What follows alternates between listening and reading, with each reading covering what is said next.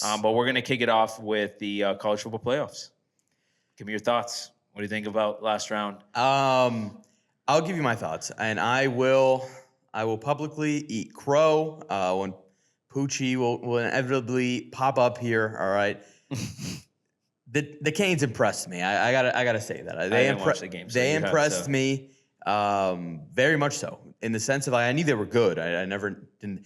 I just thought that there was a tier of which I still think Indiana has been the clear number one team, and they proved it this week as being the only team that's ever won coming off a bye week. Yeah, that's which crazy. I know Dan Lanning had some interesting thoughts, and I actually agree with him in terms of like the people that are hosting a bye week should also be hosting it at their home field. I actually completely agree with that. I agree with that. And then you use the semis and the final as the big bowls anyway, right? Because Right. you end up reusing them, the bowl games. So it's like, True. all right, just set them there.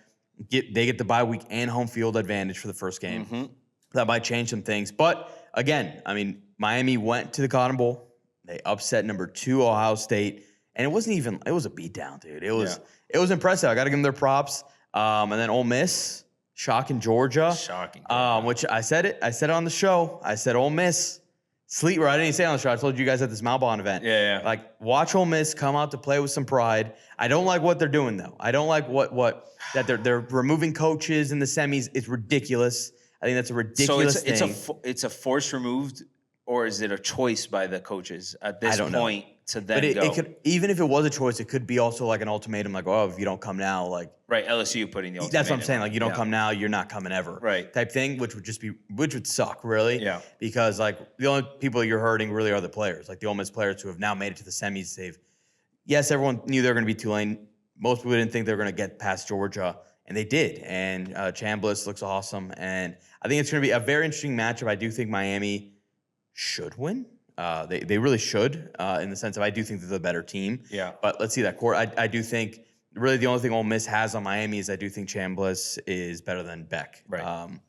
That's probably the only advantage I see of now. I think Miami's defense is playing just as good of anybody, maybe outside of just Indiana, and I think Indiana's just looking really good. But I do think Indiana's got a tough one against Oregon. I think that's going to be an insane game. I think I went to the Orange Bowl. I saw Oregon just beat the piss out of Texas Tech. Yeah. And that defense was impressive. Like, Texas Tech's defense was impressive. Yes. And then Oregon's defense actually impressed me. A lot of people at Texas Tech as the winner. Yeah. And they just landed this guy in the portal, the number one quarterback. So I think they're going to be very dangerous. Yeah, I think they're going to be very dangerous next year. But Oregon took care of business. Yeah. And so and again, you never want to be the team that has to play the team twice. And Exactly.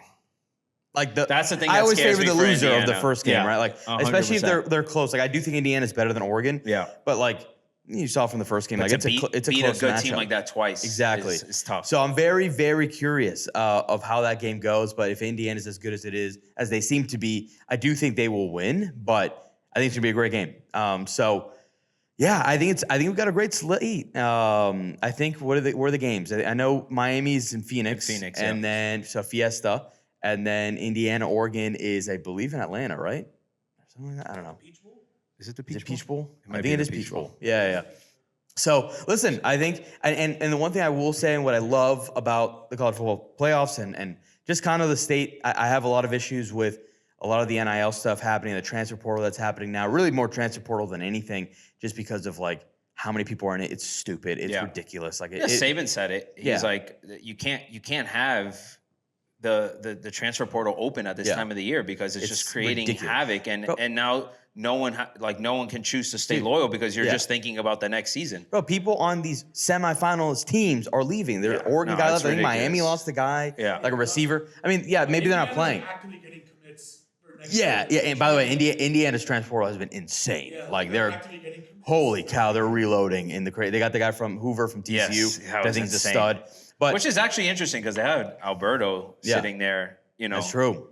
I didn't even think about that. I thought it was just guaranteed he was going to take over as the next guy. just want to bring a little But it doesn't hurt to have competition. Or maybe he 100%. leaves. Who knows? Who knows where he goes? But it's interesting. But the one good thing that it's done is that it's added more parity to the league in the sense of like we've got 4 teams For sure. that no one thought. I mean, maybe Oregon was the only one that I think people probably would have thought would have been here based on preseason rankings.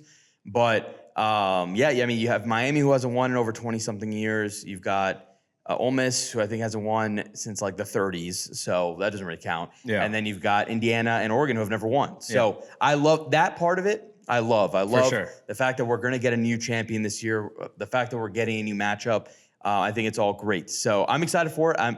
I really, if I had to guess what the champion, I do think it's going to be Indiana versus Miami, which would be Mendoza coming back home to There's face a ton of Miami, storylines that can right? line up. Yeah, and then there's also, if Oregon does win, Cristobal versus Oregon, Right? Or if Ole Miss wins, like can they actually just like shove it to Lane Kiffin and be like, we didn't need you, like we are going to win without you. I think they're like really an infinite number of storylines, and it's been awesome. It's been an awesome playoff so far. Yeah, it is crazy, like the storylines that can line up. Obviously, for us here in Miami, the Indiana-Miami one is the big one. That would be crazy, man. It would really be crazy. insanity. A lot of people would be torn as to who they would root for, which is crazy. No, I wouldn't either. It'd be Blood pride, baby. But it is crazy because Cristobal against Oregon would also be an insane storyline. Yes, it would. Couldn't get it done on the biggest stage over there at Oregon. Was very successful over there, recruited very well. Comes home to Miami and then could get it hypothetically done against his Miami, old team. Against his old team. That'd be a really good one too. It would be insane. And then obviously Ole Miss is the whole Lane Kiffin narrative. Which is crazy though, because Lane is getting paid by LSU for every time they make it further and further in the playoffs. Yeah, $500K for this $500K. He's getting paid by LSU $500K to just be sitting there watching him. So he's rooting for them too. No, I know. And the thing is, like, he is, but he isn't. He's already, of course not. LSU made him so much money. Yeah. I guarantee you, he's putting on this whole act of like, oh yeah, Trinidad, Yeah. He 100% is rooting against them. Yeah, because 100%. then, I mean, not that it does anything, but people are just gonna like. If it's anyone's going to gonna hurt his recruiting stock. Well, if anyone's going to dog anybody, it's Lane's getting dogged in this situation. It won't even be whoever they beat. Like, it would be like, oh, Lane is the biggest loser of this if Ole Miss really does pull it off because, like, deservingly so. Like, he ditched them. I think they've shown enough that Lane still looks like a jackass now. I agree, but, like, imagine they win. Right now, Yeah. I mean, I agree. I thought the way that he Lane's lost already was taken terrible. enough heat for making that decision. At the end of the day, it's just the nature of what college football is right now. Yeah.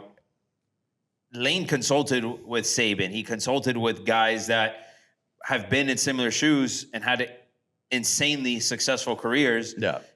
We could look back at this decision on Lane 10 years from now, and he can have 3 natties under his belt, and you're going to be like, well, you can't blame the guy, Yeah. And they're going to be just fine. His legacy will be built off of what happens now at Ole Miss. He's going through the pain point of it now because of what he chose to do, but who's going to say no to that? Any other coach, obviously there's like integrity on the line and your reputation with the players that you coach, but the reality is when they're giving you everything, they're giving you the keys to the kingdom that unfortunately we're not going to get at Ole Miss. Yeah.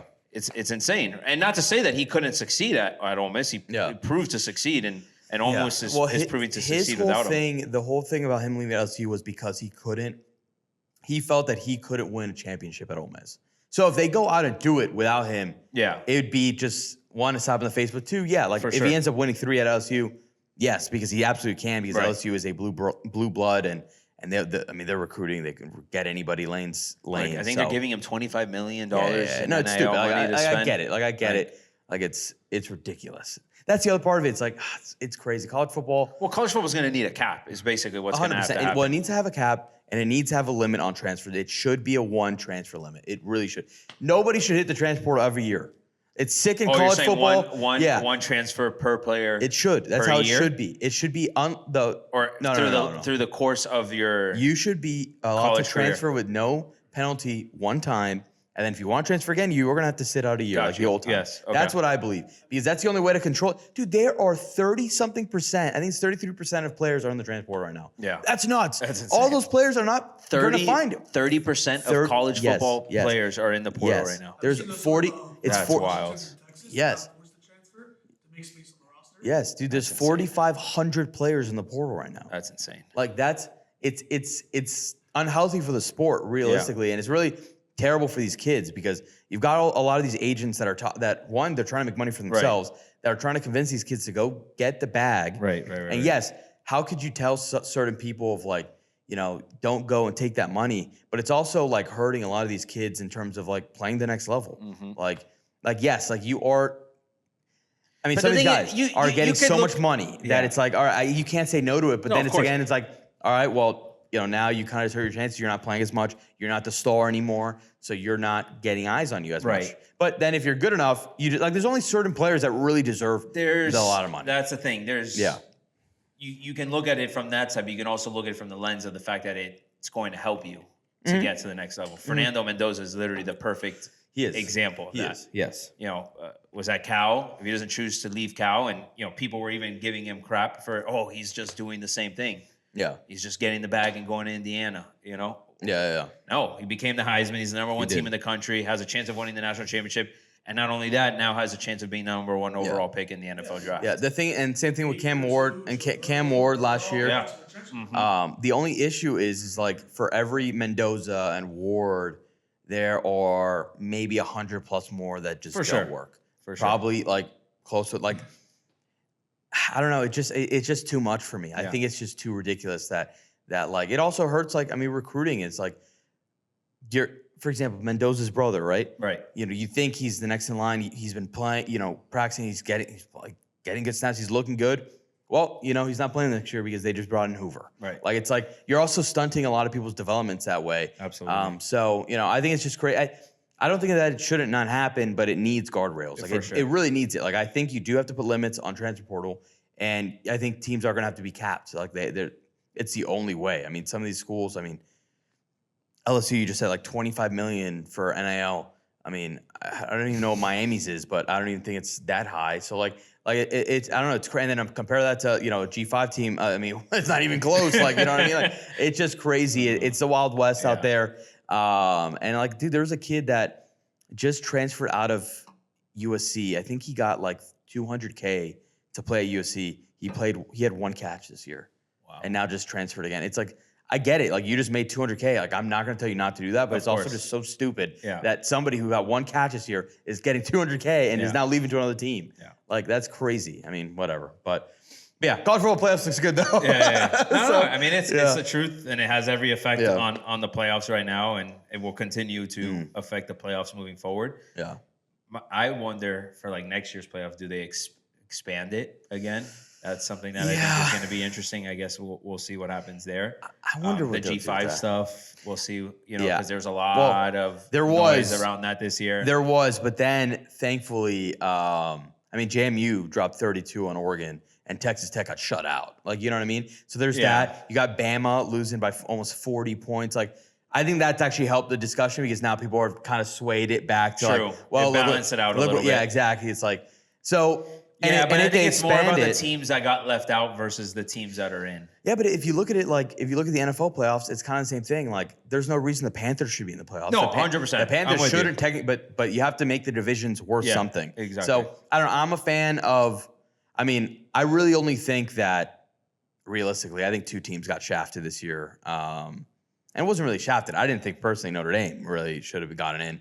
I think if anyone got shafted, it was BYU because they made it. They had a one-loss team, made it to the conference championship, lost in the conference championship to the team the one team is the top 4 in the league, and then they got booted. If anyone got shafted, it was them. But the rest of them, it was between Miami and Notre Dame. I thought Miami had the advantage. And Texas were technically the 4.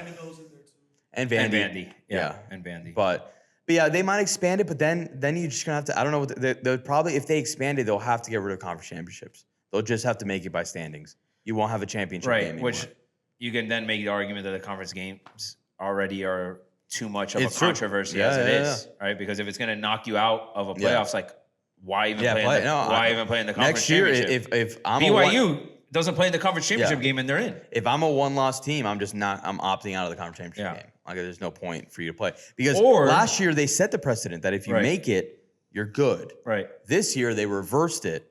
And then BYU got screwed. Right. So next year, I'd be like, screw that. Like, I'm not playing the conference championship. Right. So at that point, then you might as well just expand it to 16 teams. Or you could be Notre Dame, not play in a conference. Yeah. And make a deal with the college football committee saying if we make it in the top 10, you automatically get a bid into the college football. That's a joke. The Notre Dame thing is a joke. Insane. And they play shit all year. Yeah. Well, no one's scheduling. Now they're definitely not going to play anybody. Yeah. And I want to cancel their game. Bro, and they can't. And USC canceled it. USC canceled their one of the longest rivalries in sports. Canceled it with Notre Dame. Yeah, they're not playing anymore. Wow. And Notre Dame.